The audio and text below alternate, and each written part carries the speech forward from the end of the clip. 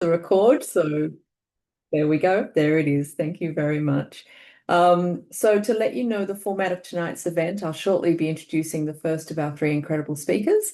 And after our speakers, which should take us just over half an hour, there will be time to answer some questions. So if you want to put questions into the Q&A function at the bottom of your screen, that would be fantastic. We have people who will be collating those questions so that we can have them answered. And just to note that the recording is of the people who are on the screen of the speakers. There is no recording of people who are attending. So just to make that clear. Fantastic. So I'll just check that our first speaker is now online with us. Can I just check, Beratan, if Ilham Ilham is waiting to be added as a panelist. Fabulous. We will get that sorted straight away, and then I will. There we go. Fantastic. So let me introduce then Ilham Ahmed. So Ilham Ahmed is a prominent Syrian Kurdish politician serving as co-president of the Executive Council of the Democratic Autonomous Administration of North and East Syria, the AANES, since 2018. She's also co-chair of the Foreign Affairs Department of AANES. And as co-president, Ahmed has been involved in negotiations with the Syrian government and international parties advocating for a decentralized, federalized Syria that guarantees rights for Kurdish people and other minority groups. And she's played a key role in shaping the policies of the AANES on governance, gender equality, and foreign relations. Thank you. Over to you. بريز إلهام بشتي تدانا سكرنها والتقو هدار بكنت تخوازيش سر روشا داوي بيجي. هون قالك سباس سباسيا وقت كنجبو بجوينو كوتيل دار خستن قاربن أنك يعني يرين لسر روشي وإيه هرمي وسوريا بشتي بدن يعني درباري أبدا روشي جشتي إيريشين برد جوار دوی مها بهوري دال سر ما تشيبون سر هرمي ما تيزانين هرمي ما هرمي كا يعني تيدا حمو رنگين جواك حمو چاندين جواك خودي ماف بون خودي ناسنامه بون ده سری دا جن خودي رولكي أساسية فقط يعني روشك وصل شي بو إيرشك تجوار بسبب لسر هرمي شي بو ده آدار سالا بهوري يعني ما بيمانك مذكر ودنافا وي بيمان دا بيويست بود يعني فان غاف بيك هاتبانا بيمانا فقط دا آلية حكومت دا يعني جبو بيك آني دنا بيماني قلق تجاوب چي نبو پر هم زمان هات درنگي خستن هم جي غاف نهات ناويتن دبك يعني آلية مادا جهنك خطا چي بو بن فقط بقراني آلية حكومة شامي دا اوك چي نبو يعني وصا جبوكو براستي بيمان وريجي جديتك درنكت ورتي افيا زمان را كومبونك چيكر و تحشيدك برزيدا دستكي كوج ارتيشا را تيكرن ايرشك مصن انسر هريما من تي ترجمة بك بيرتم تمام قالك سباس. Thank you very much for organizing this event, and I would be glad to inform you about the latest updates about the situation in the region and in Syria in general. Last month, as everyone is aware, we were brutally attacked by the Syrian army and its affiliated factions. Everyone knows that North and East Syria is a diverse region with many different ethnicities, religions, and identities. And we were playing a very vital role in keeping stabilization in Syria. The attacks against us has no logical or reasonable motivation. especially that we the last year has signed March 10th agreement with the transitional government of Syria. We were aiming to move on with that agreement, but unfortunately we faced a lot of delay and postponed by the transitional government, and they sometimes wouldn't respond to our demands and requests of meetings, and that's led to late steps in implementing the March 10th agreement. And during that time, there was a lot of mobilization against our regions and our project in North and East Syria. Karambek? دفان إيريشا دا فتاتن فرمزان در حق سبيلان دا تشيبو حتى شروانن إيه بجي إيجن يكو جنازة وان كتبن دست بشكل كي پر خراب إيريش لسر هاتبو كرن يانجي بجنازة وان هاتبو ليسكاندن أوانا سوجن شر پر بشوازة كي جران سر دست كومن إيد بن دنافا ارتشا سوري دا إيريشا كوسا خرابو انتهاكات في شوازيش بيكانين يعني 27 مها بهوري ما بيمانك يمذكر بيمانك نود أنجام الشرطة وآخر بستا كوتشيبو ما بيمانك يمذكر نها في بيمان جي حطبناها تشتي كل سر هاتية سكناندن كو أم دكارن بيجن بيك هاتية يك انتجراسيونا قصدي جهزيرا جارتشيرا تشيدبن آدن هزي أولكاريا هندر أصايش برچوان انتجراسيوني دا بلان دمشة فقط در فيوي يعني خالن دن هنا إيكو بيوست فانا هين چه ببن فانا بيك نهاتن جران مشك هي آلية ريجيم سوري دا آلية حكومة دا مثلا زمان پرورده زمان دایی که سیستم پرورده گره که جوین اکتیبت بیچی ببین هر وها بنابر پیوسته بگرن جنازه شهیدی منه ام بیجن هجمارك اسیر هنه دستی واندا حتی بنها هر مماطله که هي درنگی تخینن مثلا تیبت جبو و گراندنا تسیم کرنو اسیرا پر زیده او که جران عليه واندا حركات كرنا كيا وأفيا يعني ما ترسين بدا أبا كرنكو زميني شركي موجي دار بخينا ولين.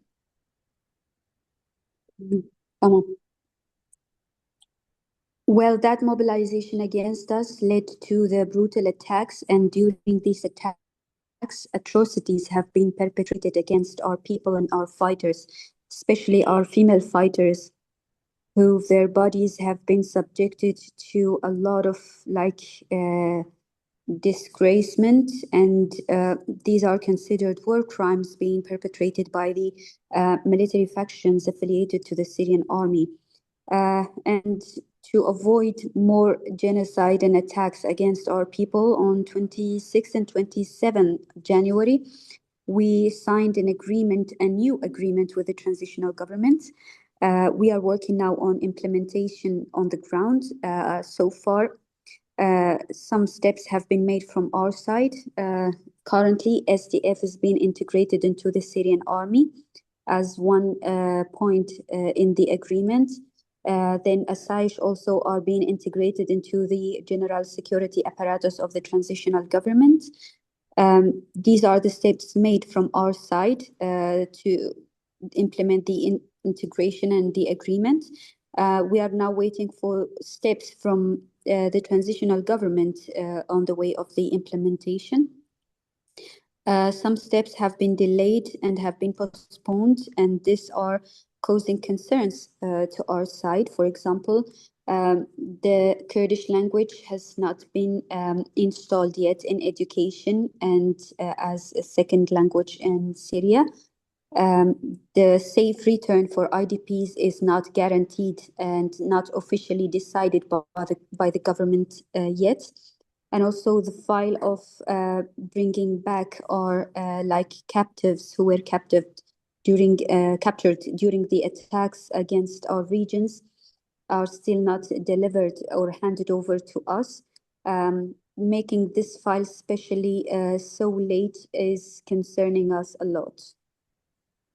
يعني هجمار بنابرن إيك وشي بونه كوچبرا حتى بنها صد وحشتي حزار كوچبر هنن بتهيبت خلقي عفريني جارة شارمين هاتن كوچبر كرن وبراسي تعدين قلق مظن بملتي دي ونهاجي نورمال ده بيمان ده خالق تيبت إيفا قراندنا بنابرا هي ليد في وريدا حتى بنها تجاوبك نينة وأصلا جي هنا ودير في ويجي خطاب الكراهية يعني زماني دجبري إيه راقاندان هر وها زماني تنافا جوا كده عرب جاري كي ديل تجي كردا تحريض كرن أفيا خطريك بر مظن در دخينا أورتي تحديات مظن هنا جبو بيقانين دنا في اتفاقي هم ذهنيات عقليات فيا قبولنا كي مثلا وك بعنف بالزوري بحثا يكيتيا آخا سوري دكن سوريا كي يكوي دكن أما بيا بالزوري دكن مثلا لسر خلقي درزي إيرشين وها بري تشيبون لسر علويات تشيبون سر كردا جاري كي دي تشيبون يعني في شكلي برنجة كي بالزوري دخازن هر أو كتشيكن يعني بنافي يكيتيا سوري أساس رنگین چاندین جدا ایک و ناو جواک سوری دهنه یک به یک به زمان را بند اختیدا بند قرکرنه داد خوازن جورتی راکن اویا خطریه که پر مزنه جوی روشک پر حساس هینجی هی احتماليه کو شر دیجی در بکفن هنه يعني وقتی فقط هين وصل عم دقارن بيجن بمرحلة كهشتا يعني نهف قرتي دايا garantiye ka wisa pir mezin nîne ku carek din êrişek çî nebe.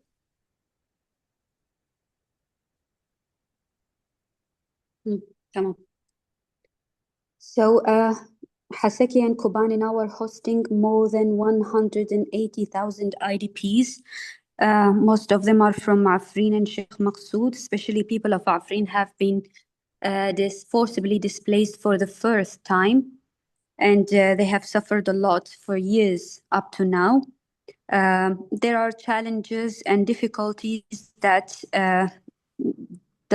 do not allow them to go back to Afrin now, and we need to grant a safe return for them. The hate speech continues against our region's mobilization and incite of Arabs against Kurds raises concerns of an Arab-Kurdish conflict in our region. Also, the mentality of the transitional government is another challenge. They are very difficult to have any approach with them.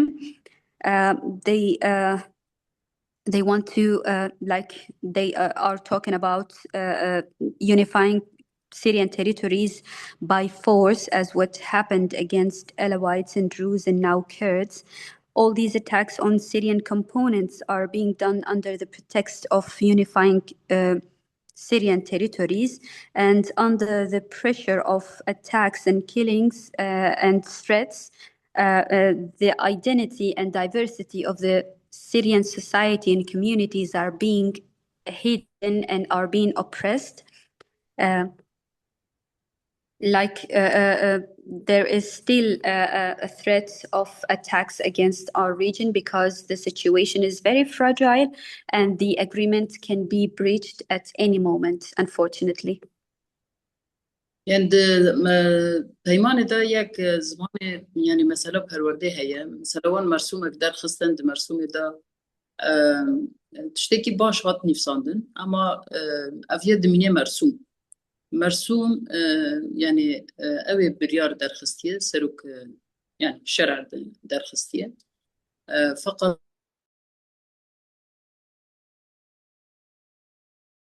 مادة كي دستور هبه یادنجی مجاری اف 14 سالن زاروکی کرد به زمانی کردی پرورده دبینن دخوینن دنویسینن لگور و مرسوم نو ایکو درخستنه زمانی کردی وقت زمانی که اجنبی تی قبول کرن یعنی چاوا فرانسی انگلیزی پرورده دیدیتن یک کردی جی وصا دخوازن حساب بکن که اویا باش نینه تيريناكي يعني كرد نقارن جاري كي دي فقرن پرورده نبدا بزماني عربي ببينن دبي بهر دو زمانه ببینن هم کردی هم عربی لی اساس کردی بین ویا داجی لهفکرنک تونه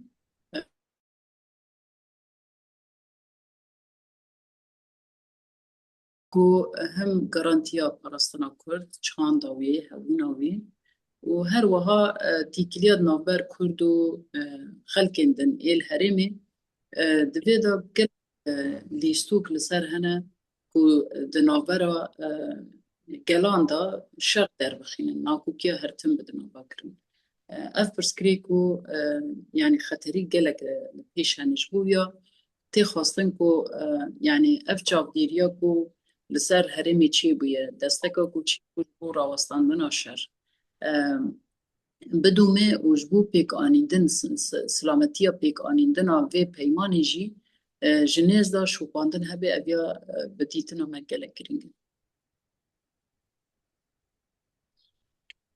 Tamam. And regarding the Kurdish language and Kurdish rights, according to the agreement between us and the transitional government, the Kurdish language should be one of the main languages in Syria and in education especially. There was a presidential decree issued by Mr. Shara talking about the cultural and language rights of the Kurdish people. It was a very positive and good presidential decree, but of course that the right to language, the right to education in mother tongue, and the right to cultural like identity should be included in the constitution to be able to like install it very well in the country crosswise. And regarding the Kurdish language, children in North and East Syria have been learning in Kurdish language for 14 years.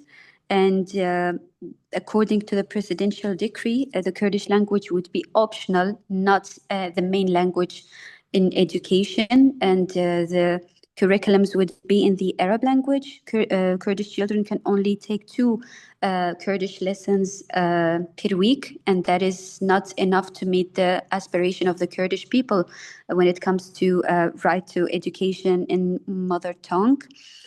And also, we are concerned about the plans of inciting Arab community against the Kurdish people in the region. Like our concerns are raising regarding a civil war based on ethnicity. This is why international observation and follow-up is needed on the ground, especially to observe and watch and oversee the continuation of the ceasefire and the implementation of the agreement between us and the transitional government on the ground.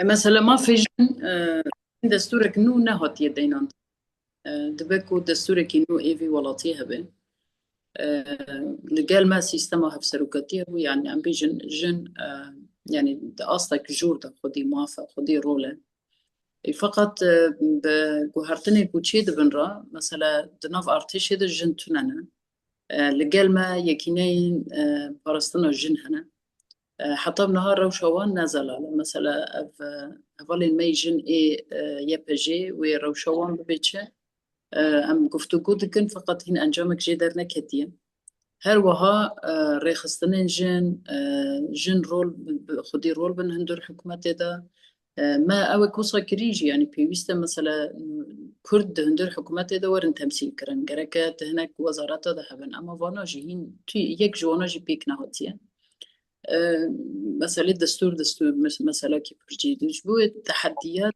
بو برسكريك قالك زيدانا إلكو مجاري داعش براستي خطريك برمصنا مفاصل دولتي دهنن يعني كتننا مفاصل دولتي وأف تهلكاكي برمزن دا أفاكرن جبو بيشاروجي خطريهم لسر كردا بتيبتها هم لسر بيكاتي دهنن هم لسر أولهية جباطنا في دولتي بكشتيجي خطريك برمزن دا أفاكرن يعني جواتنا في دولتي شيار با بزانو بين كي تشاوا بفي مسألة را بدن بستينا نقلق كرينج. Tamam. Also, one of the most important issues that we focus on are the women's rights. Up to now, there is no representation of women within the transitional government of Syria. This is why we do focus on including women's rights in the constitution.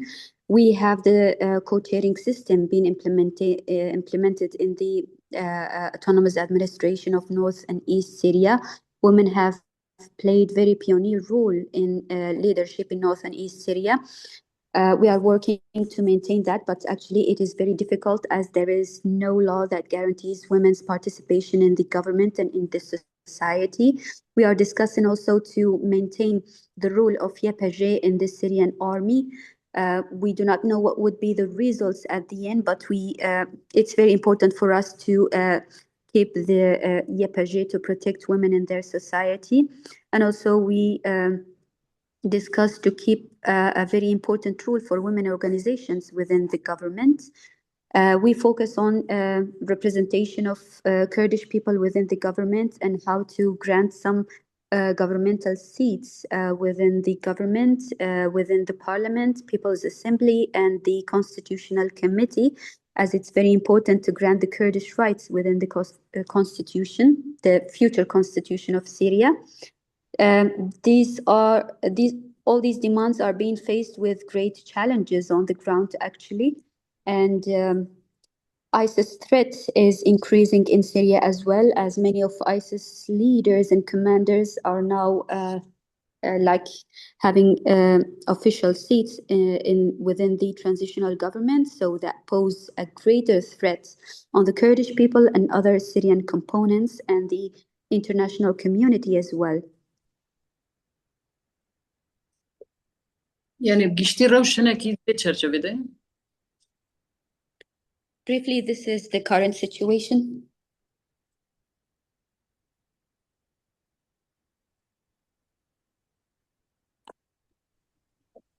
Thank you so much. It is just invaluable to be able to hear what is happening on the ground, the comments, particularly in relation to the treatment of women, and the way in which the Kurdish language is not being taught as broadly as we need it to. All of these things are very distressing and give an insight into what's happening and why we need international observation to ensure that agreements and ceasefires are respected. So thank you very much. Gelek spas beriz Ilham ser agahiyen tedan me taybet ser mijarin ma fi jinê û hemû tiştên girêdayî herêmê. So before... Go ahead, please.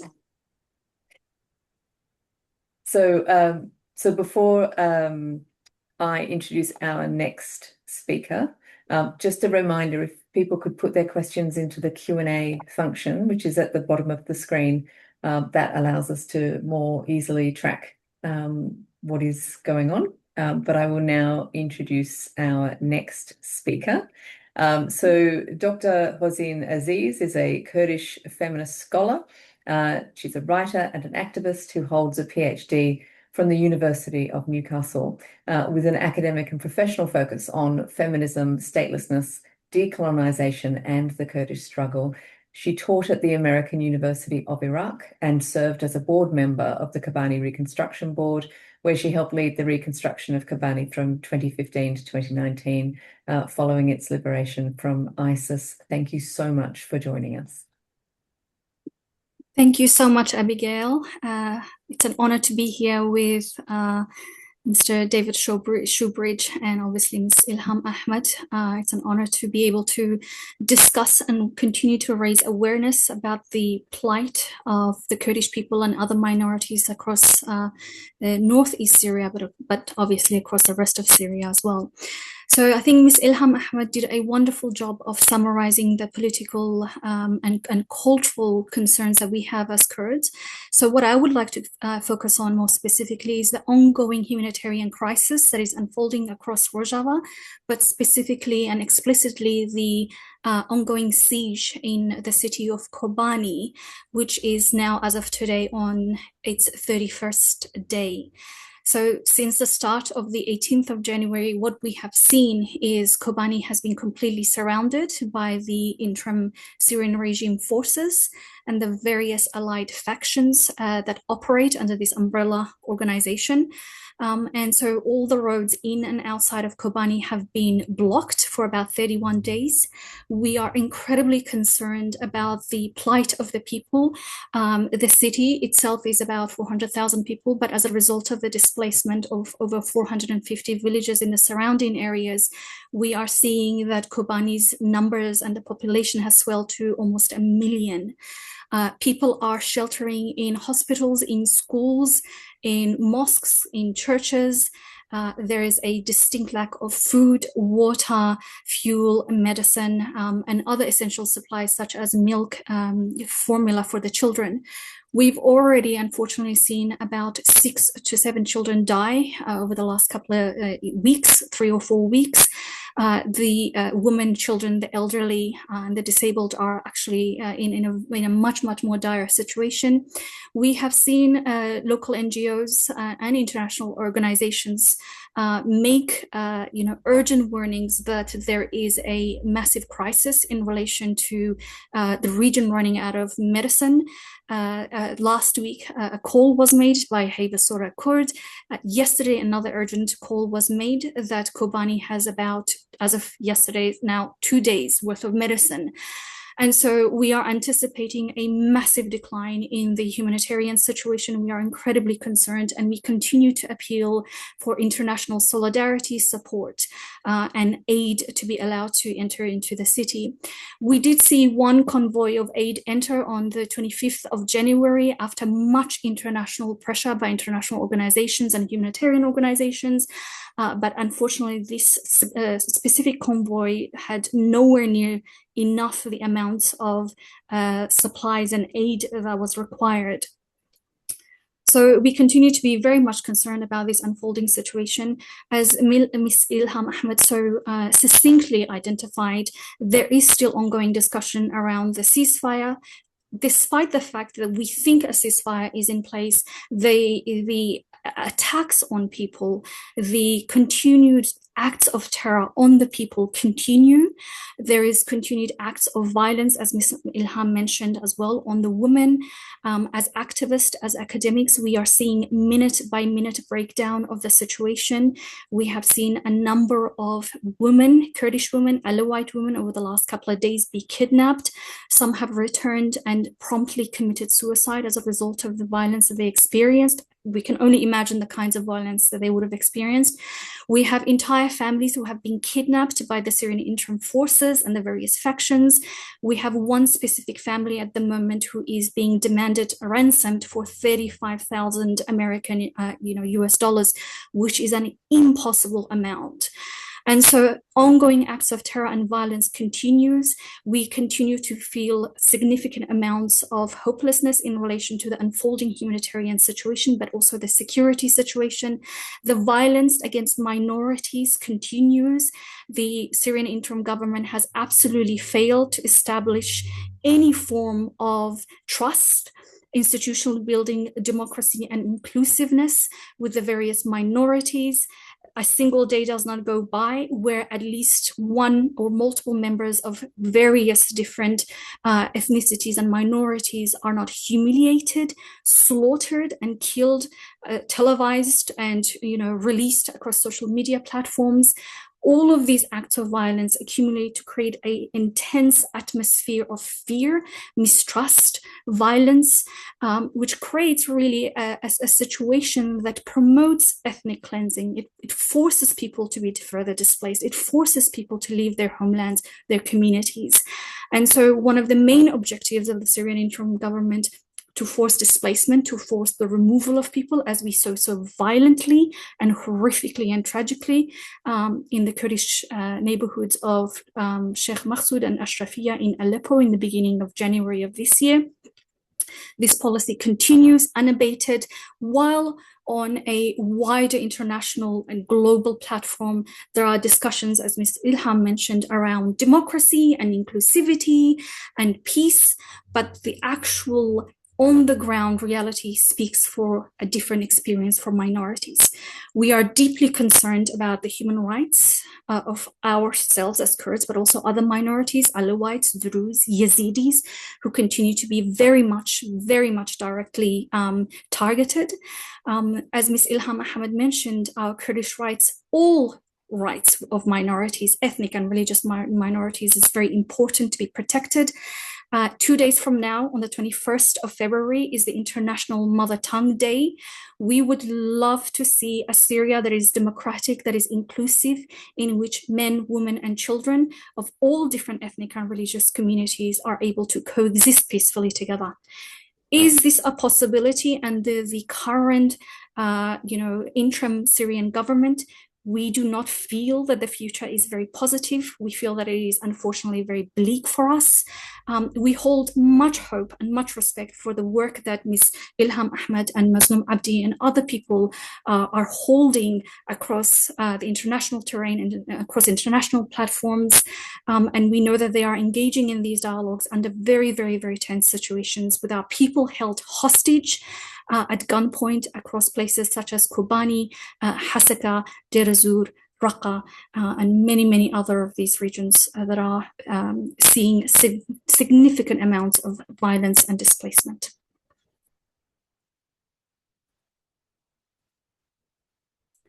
Abigail, perhaps I could stop there, or would you like me to continue?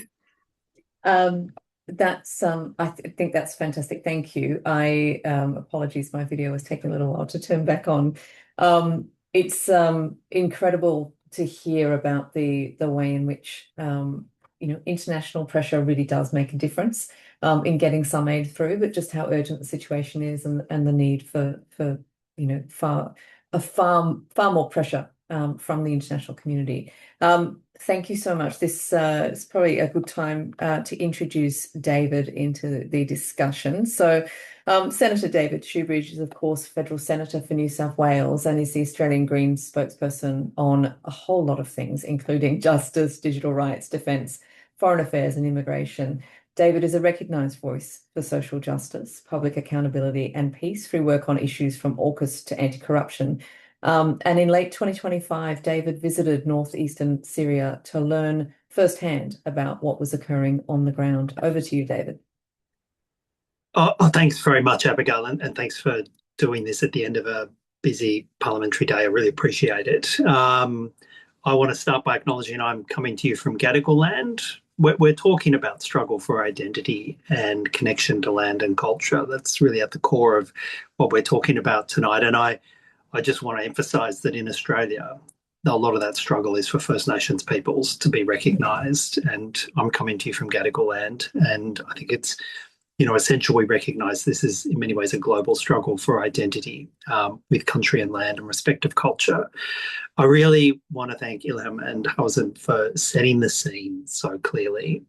And the scene we've seen set has two core elements to it.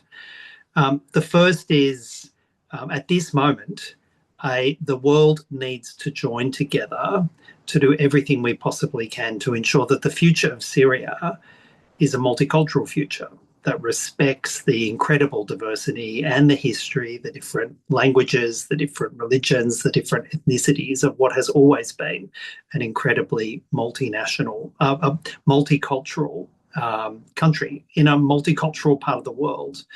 And we're also seeing that there is an urgency to this, that particularly around Kobani, as Hawzhin has made clear, roughly 1 million people. If people are, some of those who are joining this may not be as familiar with the geography, but if you think about for Syria, the sort of northern third of Syria had been under the effective control of the Democratic Autonomous Administration of North East Syria, which was an experiment, and I think a really proud and vibrant experiment, building on the ashes of the civil war after Kurdish and other forces defeated ISIS in places like Kobani and Raqqa, a different way of building a community in the Middle East with radical gender equality, where all of the key positions are held by women and men, an inclusive form of administration where it's not Kurdish dominated, it's not Arab dominated, it's not Syriac dominated, it's not Yazidi dominated, but that multicultural representation happens in the administration. And an attempt to build an egalitarian society too, where the wealth of the country is shared more equally and not controlled by a couple of multinational oil companies, for example. So we're talking about that northern third of Syria, and Kobani is sort of more towards the west of it, towards Aleppo, but still in the northern part. And it's a Kurdish majority part of the world. And right now it's effectively surrounded by the armed forces of the interim government in Damascus, which has been broadly recognised as the government of Syria by countries around the world. But Kobani has been surrounded by military forces and paramilitary forces, many of the outlying villages, and there's about 400 villages surrounding Kobani. It's Kurdish majority, but then you've also heard there are a lot of displaced peoples, Yazidis and other groups who have come to Kobani to flee the fear of conflict. And there's about 1 million people there now. No access to food, no access to medicine, often being totally cut off with internet blackouts to the rest of the world. And there is a desperate humanitarian need to open up aid corridors, to open up the flow of food and medicine, and for the world to watch and not let this be a slow-moving humanitarian disaster with 1 million people. So that's one part of what we're talking about here today. The other part is the broader future for Syria, and hopefully not a one-colour Syria, but a multicultural Syria where everybody's rights are respected, where Kurdish identity is respected, where Arab identity is respected, where the Yazidi identity and Syriac Christian identity is respected. And that's what's at stake here. There has been a large movement from the interim government, which has occupied much of what had been previously under the control of the autonomous administration in North East Syria. Cities like Raqqa, the centre of North East Syria, has now been occupied by Syrian forces, and the very northeast corner is still largely under the control of the autonomous administration. And there is ongoing peace negotiations. You heard from Ilham about those, about what the transition should be, retaining some kind of internal security forces that are controlled by an autonomous administration, a more federalist structure where it's not entirely dominated out of Damascus, respect in the education system for different languages, particularly the Kurdish language, which for decades under the former Assad regime, it was basically illegal to teach people in Kurdish and to respect Kurdish language and Kurdish culture. And the same with the Yazidi and the Yazidi, distinct Yazidi culture and religion. And so at this moment, while these peace negotiations are underway, and Ilham made it clear, and I think, there's a lot of misinformation happening at the moment amongst the broader diaspora, but the position of the autonomous administration, the Kurdish groups, Yazidis groups, is there should be a unified Syria, but it should be a federal Syria that respects different rights, that allows for that multicultural history to be part of the multicultural future of Syria. And that's what's at stake at the moment. And that's why we really need countries like Australia to lean in and identify the urgent humanitarian crisis and to push the interim government in Damascus to respect agreements that are being met and make the negotiations stick. I think it is, I have been engaging in this issue with friends in the Kurdish community, friends in the broader Syrian community here in Australia for a number of years now.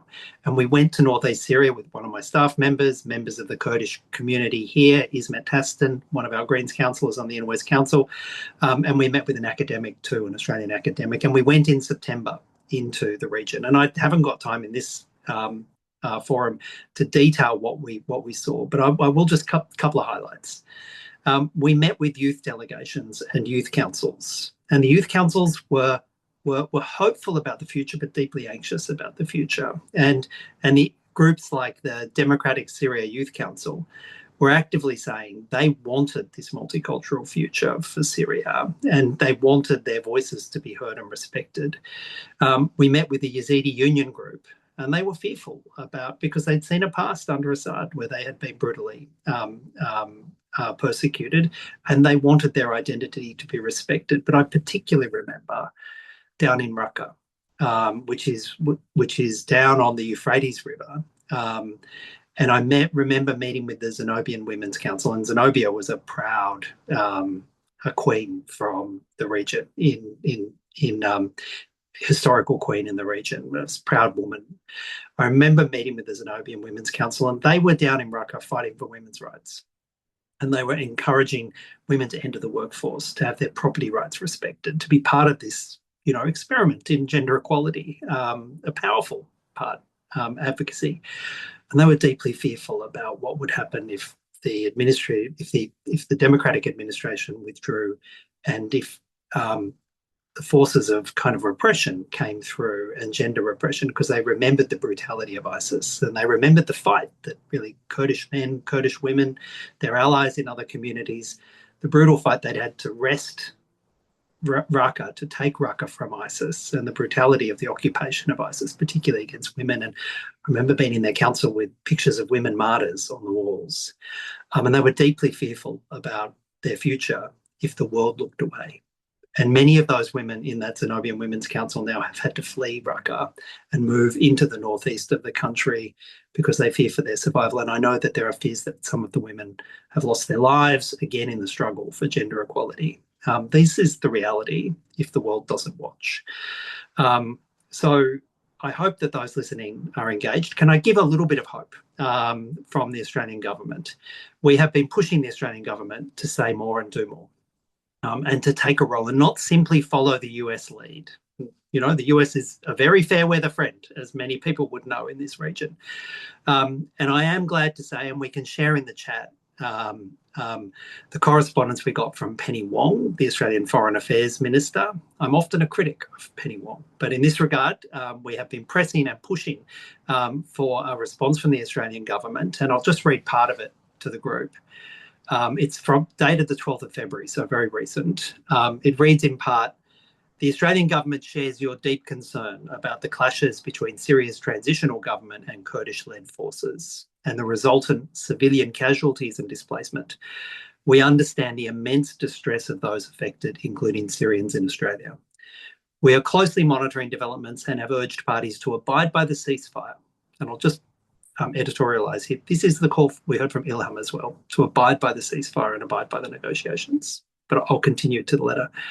The Australian government has reiterated calls for restraint, dialogue, and an inclusive transition that respects and protects the rights of all Syrians. We have conveyed our concerns directly to Syria's transitional government and raised these matters in multicultural forums. The letter does go on, but that is a sea change for Australia. And I hope that Australia, with friends in Europe, friends in Canada, friends around the world, have that united position in Syria. We need it more than ever. Thanks everyone for joining and the curiosity.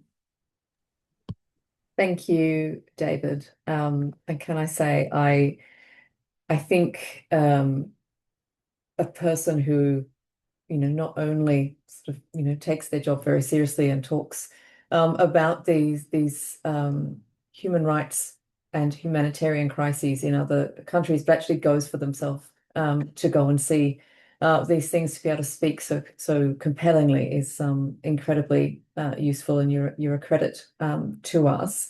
I'm going to start with some of the questions that we've received. I have a couple that are for Ilham, so perhaps Beratan, if I could ask you to translate again.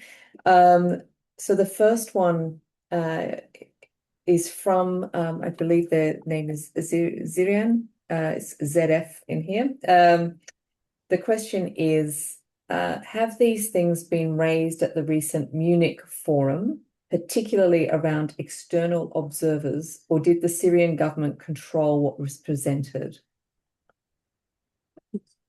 بريز إلهام نهامي دس ببرساب كنجبوته برسايا كمين زيريان هاتية دبيجي أف خالين قوتا جبوما آنين سر زمان وآقاهين تدانما دجيفين نميونخ ده هات النقاش كرين يان نات هايبت مجارة چاپدریانا دولتی جبو پیک آنینا لحف کرنی. يعني جبو جافديريان في دولتي إيكو ما وانا ديتن بقشتيجي قوت الأمبرج نزلت شوبين مثلا ألمان بن أمريكي بن إيه والله تدي إيكو ما ديتن حميجي يعني تقول نجنيز دام شوبين فقط برسكريك دو كده يعني دورتدا ميكانيزمك آلية كبرزلا جبو شو بانتنا في اتفاقية نينن هر دولتك بريكا دان مستاندنا يعني مثلا مرض ناف دان مستاندنا دان برسن آگاهية دقرن جوانات برسن آگاهية دقرن آگاهي جي بريجر وكبر درنا كبه جبويد في واردة بروبلم هي يعني أما يعني ما ناف دان مستاندنا ما فهم كركو يعني آگاهيين برفره جم حمي آليا هنا تشتيك وتشيبون سرعتي برسكريكين هنا يعني آگاهی کشتی هي. Okay. Thanks for the question. Everyone who is met in München said that they are closely following up with the situation in Syria in general and closely in Rojava. The problem is that there is no specific and clear mechanism of observation for other countries. Their like follow-up is like contacting with us to ask how is the situation going and contacting with the transitional government, and they hear different narratives from both sides. But like within the meetings we have held, we knew that everyone has a very good overview regarding the situation here. Thank you. Another question for Ilham. What is and I'm paraphrasing it here. This is a question from Mahmoud.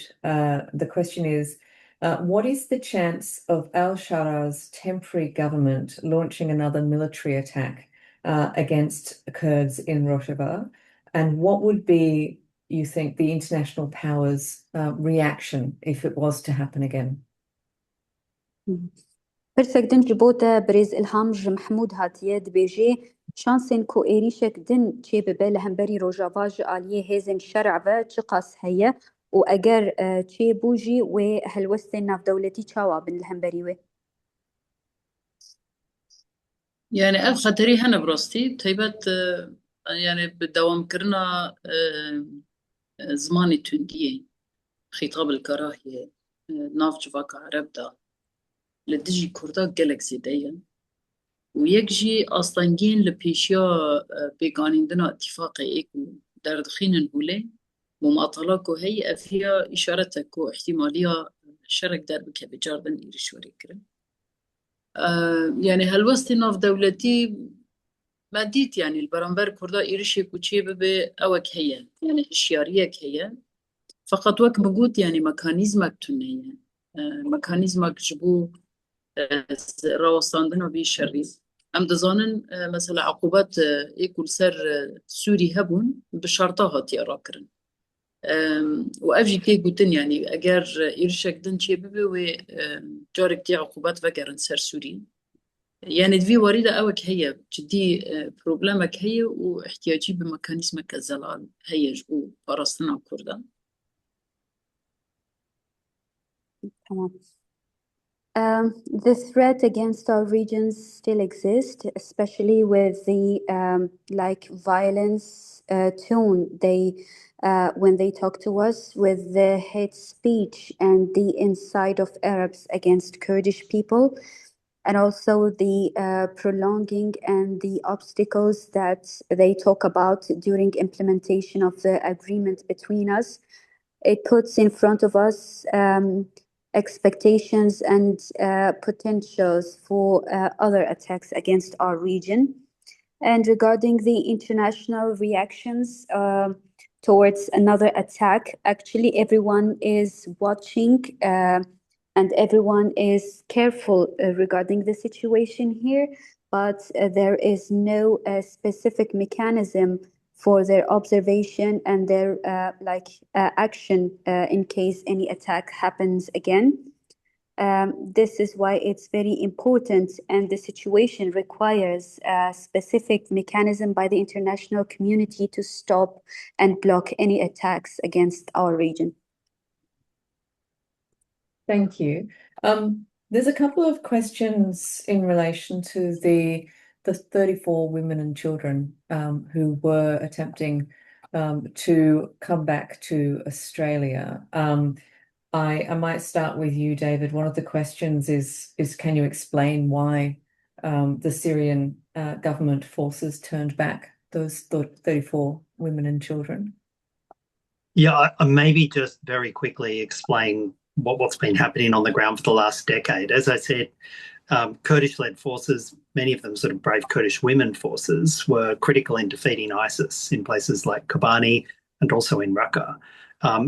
Once that defeat happened, there were thousands of prisoners who were taken, and they've been put in one large detention camp, which has about 50,000 former ISIS fighters and some family members and others, and another smaller detention camp, which has about 2,500, largely women and children, who are the partners of some of the ISIS fighters. And there hasn't been a judicial process in place to deal with that, to hold people accountable for crimes that they committed, and to provide a just solution to that. It just has not been possible in the chaos that's followed the civil war, and the international community hasn't lent in to make that happen either, despite repeated calls from the administration to help assist in providing a judicial outcome and deliver justice. And I know that many people in the Kurdish community here, the broader community here, are very fearful of the thought of people being released from these camps in an uncontrolled release, and what that would mean for Syria, or what that would mean for the rest of the world. And I share those deep concerns. I do remember meeting with the Syrian Women's Council, though, and they were talking about, what they were doing, and they were going in and doing de-radicalisation work in one of those, the bigger camp. And they said it was really brutal. Some of those women had lost family members to ISIS, and they were going in doing the de-radicalisation work. And their answer was, well, what else can you do? You have to go through and do this de-radicalisation work. You have to do what you can to try and provide peace. And I did visit the other smaller camp, El Rosh camp, and I met with some of the Australian women and one of the children, a little 6-year-old girl. And the 34 Australians who were put on a bus were overwhelmingly kids. The great majority of them were kids aged 5, 6, up to 12 or so. Now, we've had our Prime Minister say that they've made their bed and they can sleep in it, and they're not going to be helped to be returned. That's pretty obscene when you're talking about kids. These kids have no agency.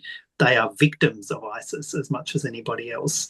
And their mums, and it's their mums we're talking about that make up the 34, if there is crimes, well, if they've committed crimes, well, there should be a justice process. And, Australia has laws that cover war crimes wherever they're happening, if that's part of it. And we have the AFP and we have ASIO, and we can monitor people's structured return and assess people's risk and monitor their return. I understand ASIO and AFP have been doing this. And the great bulk of those women and children, well, all the children, but the great bulk of women can return and be monitored in Australia.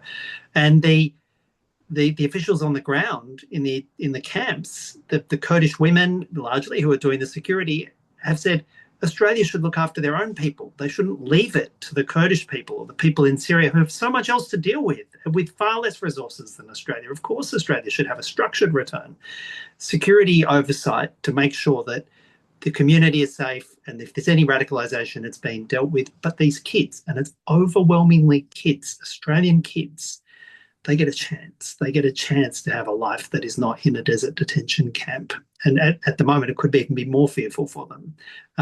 Their lives are at stake. So, it is complex. It is hard. I understand the concerns amongst the Kurdish community here about potentially bringing people who'd fought against ISIS or supported ISIS. I understand those concerns. But as a good global citizen, as the way of making the greatest number of Kurdish people safe and using our resources, we should engage in a structured relocation for those. Could I bring Hawzhin in on that topic as well? Obviously, you've got a lot of experience in relation to the reconstruction of Kobani after ISIS. Well, what are your views on this? I think as an Australian Kurdish woman, I have competing and complex feelings about this. every Kurd that is in this meeting at the moment arrived at where they are, whether it's in Australia, Canada, America, and across Europe, from the people who have joined us, arrived at these locations as refugees.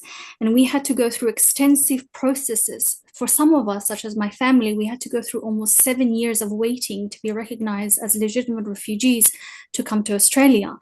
And so the idea that people would willingly give up the privileges, the safety, the security, the wealth, and the abundances that are being provided in countries such as Australia would willingly give this up in order to go to war-torn places such as Syria and Iraq to engage in horrific acts of violence against minorities, against women, the majority of whom, such as Yazidi women, the majority of whom are underage girls, young girls, some as young as 6, 7, and 8.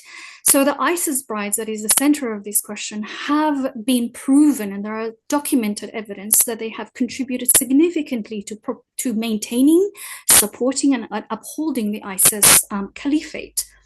Now, on the other hand, we always need to listen to the voices of the people on the ground, and the autonomous administration, as David so beautifully mentioned, have repeatedly called for repatriation. We don't have the mechanisms legally, we don't have the capacity, funding, aid, and the support that we should be providing to these people in a way that is legal, in a way that is legitimate, and in a way that is humanitarian. So the call for the autonomous administration for all of the other countries, not just Australia, to repatriate their civilians and to engage in processes of demilitarization, depoliticization, de-radicalization is essential.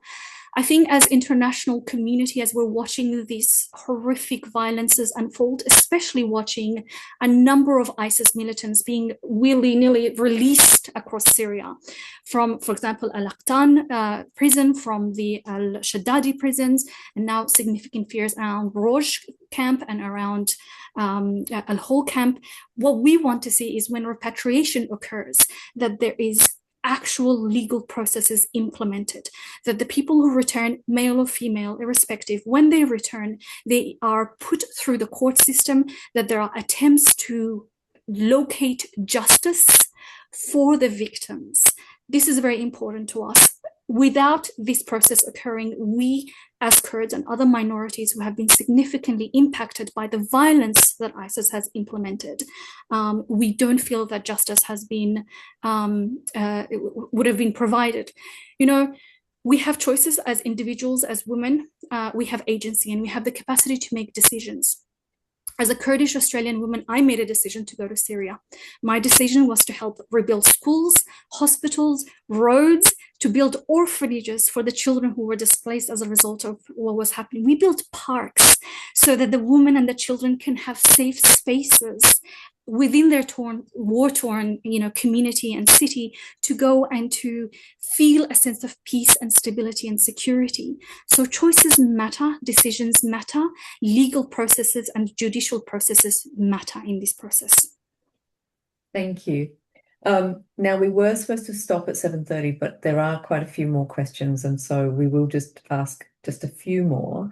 And I have another one for Ilham. So this is from the spokesperson for the Sydney Kurdish youth. The question is, what role do you see Kurdish youth, especially young women, having in shaping the next phase of Kurdish people's future? كانت برسي ممانة برسك جبو بريز إلهام هي كسك بنافي يكتيا جوانين سيدني دا أخذت بيجيت رولا جوانا دا في يعني بفاجويا وريد تشاوا دبينه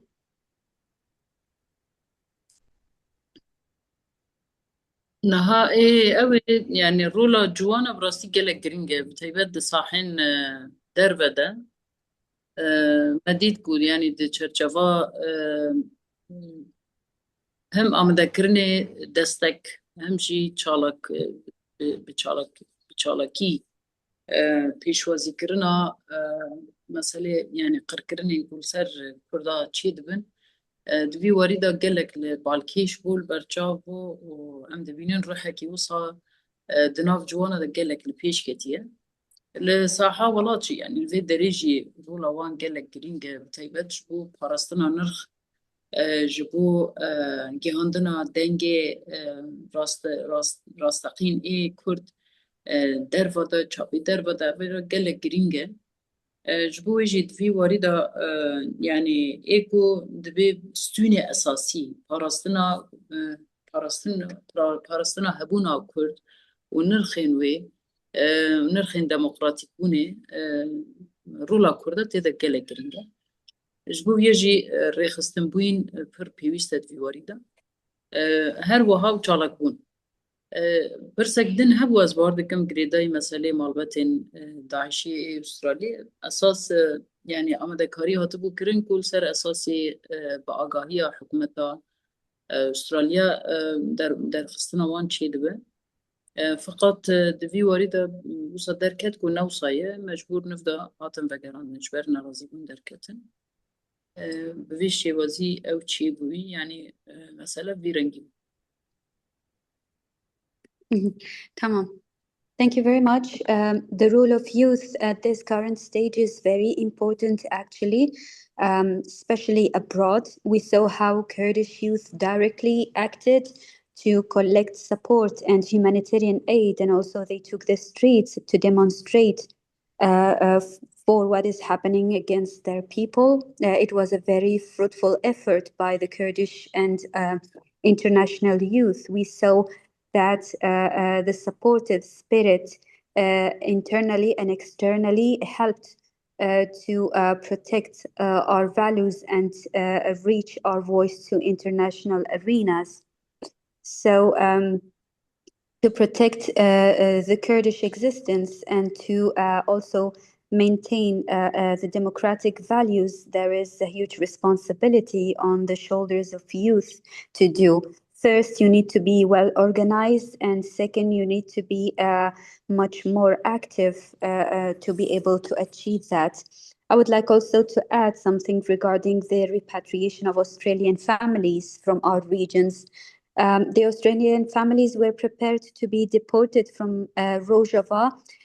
Based on informations we got that the coordination is being done with the Australian government after receiving like messages from the Australian government that they have nothing to do with that operation. It was cancelled. Thank you. I think just one more question we have time for. This one is from Azeez. So the question is again to Mrs. Ilham. I am concerned about the future of Afrin and what lies ahead for its people. I want to understand whether Kurdish culture will be protected and preserved in the city, and whether the local community will have the ability to manage their own affairs and participate in governing themselves. دمي ما يجبو برسكيتني أو برسيج بو بريز الهامج أفينج مرهاتية دبيجي أم قالك دترسن سر بيش رجع عفريني قالوا وي يعني أو هويا كردي دنابا عفرين ده حاضر به وخلكن عفريني قريبا بخبخة خريفة ببن ودنابا حكومتي ده حاضر بن. نها ام او دكن وگراندنا پنابر بيت پشتیکو امسر مثلا پرورد ما في پرورده بزمان دایی که مسوگر بکن دوی واریدا عفرین هرم کردیه پیوست ناسنامه خوب بپارزه و تمثيل خوشی نوا حکومت سوری دا ببینه لسر في اساسی يعني گارانتیا پیش روژا سوری اساس گریدایی به توافق کی گشتی و اتفاق کی گشتی سر آستا سوری هم بشتاربون تبلیغونا جیگرتن تقومیت دستور دا و همشی ده پارلمان دا ده شخو آنها هاسی کس عفرین ده پارلمان دا جیدگرن لی پیوسته کو کرد بخو به اراده خو نشان بدین یعنی خلق عفرین بخو به اراده خو نامزد خود دست نشان بکن نکو آلیه حکومت دا بیدیار کرن یعنی جی هلجارتن چیه ببین سر في أساسي يعني پیش روجا خلق عفرینه یعنی جی هرم عفرین گریدای به اتفاقی که گشتی و وگرا پنابران عفرینیر. We are currently working on granting the language rights for our people, then safe return for IDPs, especially to Afrin.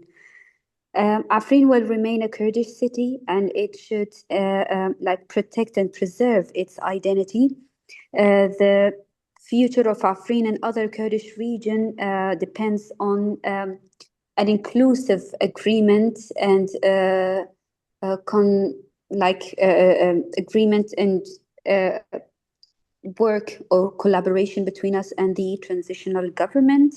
Then when that happens, Afrini people should go back to their city and work on representing themselves in the local administration of the city itself, and also how to nominate their representatives to represent them within the government. Currently, 3 people of Afrin will be nominated to participate in the parliament. So this is just the beginning. Thank you. I understand Ilham needs to go, so thank you very much, Ilham. It's been an absolute pleasure to hear from you, and we wish you all the best, but we will let you go.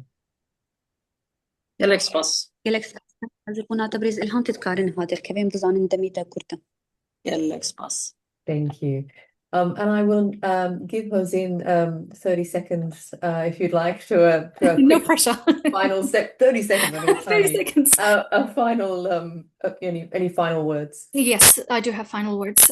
These are that what we're looking at in Syria in relation to the Kurdish people's struggle and other minority struggle against the interim government is a lot bigger than just ethnic and minority discussions. It's about 2 competing ideologies struggling against one another.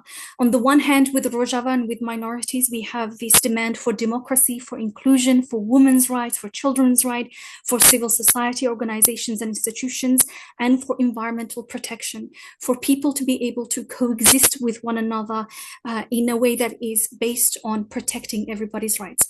The alternative ideology that the Syrian interim government unfortunately is continuing to promote is one of dictatorship, violence, ethnic cleansing, genocide, and the erasure and silence of minorities.